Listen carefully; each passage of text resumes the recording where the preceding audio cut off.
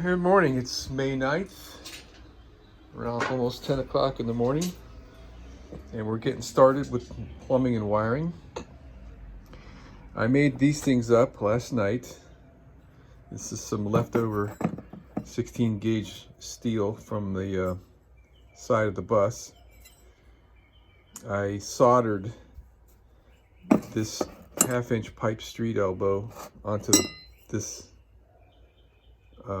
piece of steel because this is going to be screwed onto the plywood wall from the inside of the wall. It's not really the preferred method, but it's best I could come up with. I actually put a piece of 1/2 inch pipe in my lathe, and I screwed this onto the end of the pipe, and then I turned down in this perimeter a relief so that way the fitting could go through the metal before I soldered it. I didn't take the time like I should have to prepare the metal, so the solder jobs didn't come out as nice as I'd like, but they're stuck on there. So this is going to go on the plywood wall from the inside, screwed. And the plate is there with these 4 holes to be screwed to the plywood, so that way I can tighten this without the pipe on the other side of the wall moving around. So this has to be pretty strong, and it has to be able to take, all the forces without this joint breaking. So I chose to use solder.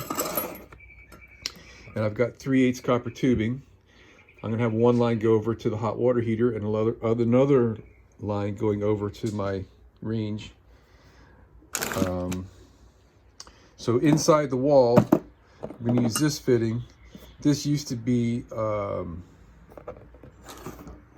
3/8 flare on that side. I drilled it out from that size to this size, and then I cut off the threads just for looks. So this is going to be screwed onto there, and I'm going to solder the copper tubing to this nipple here. The copper tubing will slide up in there so I can solder it. And the reason for doing all that overkill is I want to have the least possible likelihood of a leak inside my wall where I can't fix it without tearing apart the whole bus. So I'm confident that I can make a leak-proof connection on 1/2 inch threaded pipe, but a 3/8 flare fitting, I don't want to take the risk of that creating a leak. All right, so this is going to be in the wall behind my range. And I have another one here. This one came out even worse, but it's soldered. This one's going to be in the wall behind the water heater. So all you're going to see is a hole in the plywood with that on the other side of the plywood. And then either this nipple or a longer one. This is a little bit too short. This will be screwed onto that. And then behind the range, I have another one of these street elbows someplace. I don't know where I left it. So the street elbow will be screwed onto that. It's called a street if it's male on one side and female on the other. So with a street elbow, you could use a regular 90-degree elbow like I have here with a nipple, and you get the same thing, but it's one less connection. So this will go behind the range. And with the street elbow, this gas pipe will sit like this. And then attached to this will be the flexible gas pipe that goes to the range. And that's about the best I think I can do. Nice and neat, and not very leak prone. Now behind the water heater, I'll probably have the same kind of a deal like this. And I may not go with a 90. I might just put a nipple and have the pipe come straight out to the water heater. I have to figure out how I'm going to do that. But anyway, so there won't be any pipe connections in my walls except for the 1/2 inch threaded pipe, and I can dope that up. That'll be just fine. Last thing, I'm using 2 3/8 copper lines, one to go to the water heater and one to go to the range. And they're going to be independent lines from like pretty much the floor of the bus. So I need to be able to connect the 2 lines to the gas main. So this is the affair that I'm going to use. I got a T and a straight and 90, and I'll use this will be outside and under the bus in open air, so I'm not as concerned about a leak or something. So we'll use regular flare and nuts underneath the bus. So this will be positioned this way as the 2 lines come through the floor of the bus. So I had to get this bought, and I'm gonna assemble it to get the full, you know, it'll change the width a little bit when this is screwed in for real, because it's just loose right now. So the distance between here and here are the distance between the 2 holes I've had to make in the floor of the bus. And then out the bottom of this will be either a steel or brass nipple. And then from there it'll be flex tube, maybe. And then I gotta have a pressure regulator in there, and then it'll connect to the tank. Oh yeah, let me show you the propane tank I got. So there's a tank, 20 gallons. Let me see if I can show you the front of it, all right? Got her on Amazon. It was like close to 400, 300 something, I forget. It's got a little float gauge in it, which works, which is just perfect RV tank. So here's your fill port, and here's a 1/2 inch pipe thread, and pressure regulator will be hooked into here someplace, and this will be up underneath the bus. All right, so 20 gallons. This is about 4 times the size of a barbecue tank, which I know is going to be plenty awesome.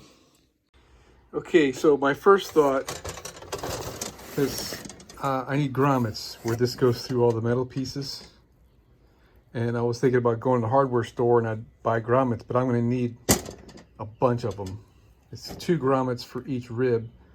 I'm going to need a dozen just to go across the wall and then through the floor. I probably need 12 or 14 grommets. And I don't think the hardware store that in my area would even have them, and those guys are really proud of their stuff, so it cost me quite a bit. So my first thought was using some heater hose and just cut lengths of this where the copper tubing runs through the metal.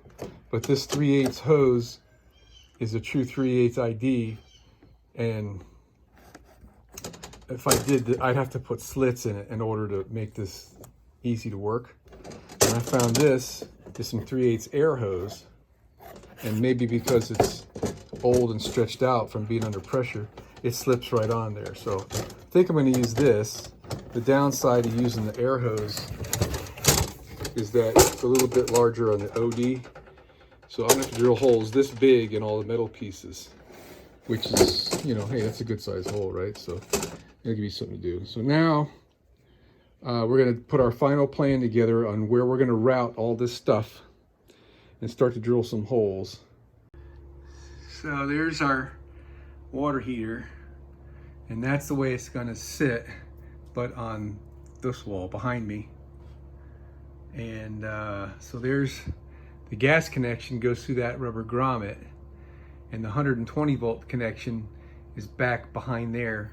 So both connections are on that side of the water heater. I drilled my 2 holes.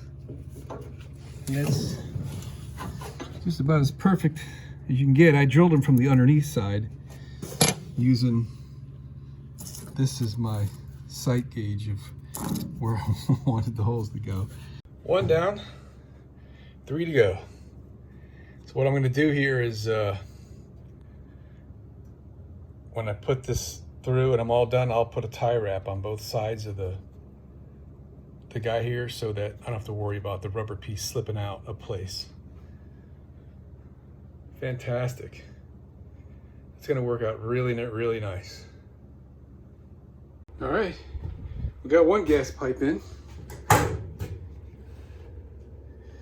I'll put this rubber thing on from the underside up when I'm ready to do that, because I still have to put a flare, a nut and a flare, and I want it, I don't know how I'm gonna set that up underneath here yet. So this is how this is coming out. It's perfect. Okay. I got some little damages in this thing. I don't know how all that happened. I don't like that, but oh well. Got that one in there. Got that one in here. And I got way too much excess, but I don't know exactly where I'm going to put this. And I don't want to cut it until I get the range and see how the spacing is back there, because they tell you to put the gas pipe pretty much in the middle somewhere down there, but I think I'm going to want to have it a little bit further to the right, so that way my flexible pipe can have a nice loop in it. The longer I move this copper pipe to the right, the longer the flexible pipe can be. All right, so I took my electrician's fish tape and I ran it over the top. It wasn't that hard. The little woman gave me a hand. Right there. The other one was pretty tough. I put inside the leftover tubing that I bought for my water drains, the air conditioner water drains, which is a little hokey, but it's protecting the copper nicely. And then we're clear sailing over here. Okay. And got some bends. I gotta straighten it out a little. We've got a bend in here that came out pretty well. So this copper tube comes and it's going to terminate by this piece of tape. So I have to put a solder joint on this, and then this will be screwed onto the back of the plywood that goes here.